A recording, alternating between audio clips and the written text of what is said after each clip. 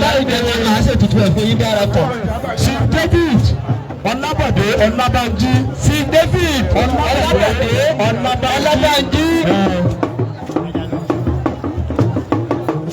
sí David the eminent personal award. the eminent personal award.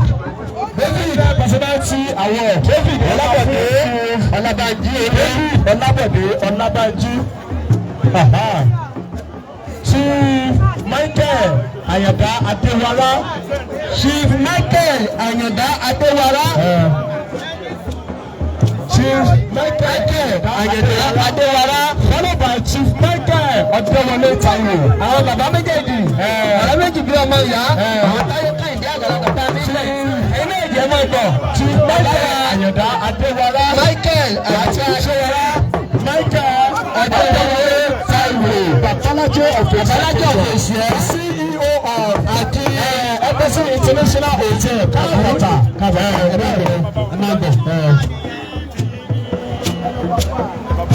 Bàbá wa akọ̀gbọ̀dù #1 awọ́dì ní ọdún yìí mo kí yín kò ní bàjẹ́ fún yín láíláí.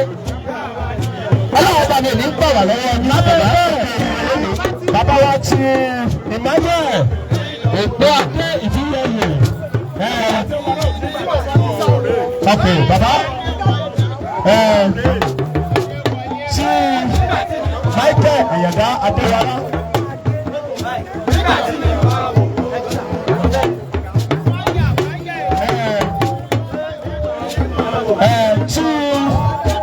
Emmanuel Ọ̀pọ̀ Adé Ìbíyẹyẹ.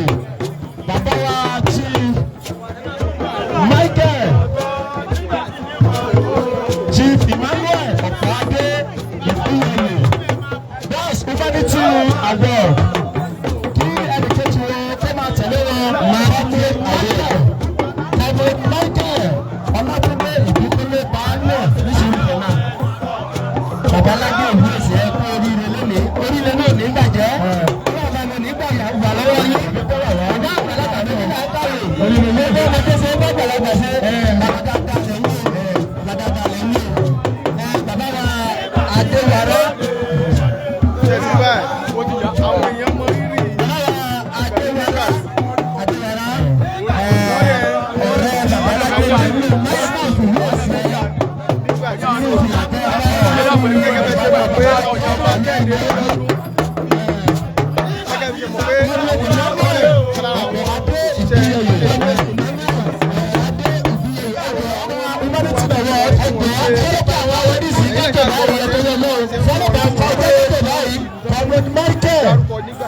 Ọlátúndé Ìbíkúnlé Baálẹ̀ Humanity Award Humanity Award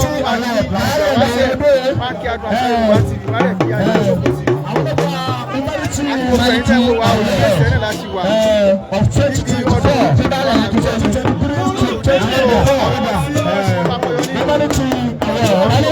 ẹni tó fẹ́ báyìí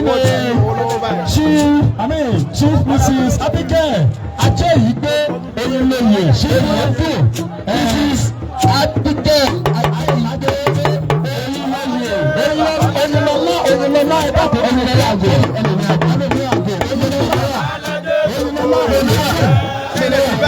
àwọn mo lérò pé ẹ̀ ń bá ìdára dá wa lára yá ẹ jẹ́ ká gbìyànjú káàkiri ìṣẹ̀lẹ̀ ìfàdáṣe lásìkò nípa pé ká máa láì ká lè máa ṣe ọ̀pọ̀lọpọ̀ àwọn Yorùbá ní ìgbésí ètò wa lè rí both in Nigeria and outside bẹ̀rẹ̀ ṣe ń ṣe bẹ́ẹ̀ Ọlọ́run máa bù fún ẹ̀yin náà ẹ ṣe kù. ẹ̀jẹ̀ gbogbo ẹ̀yin àwọn bí fún yín.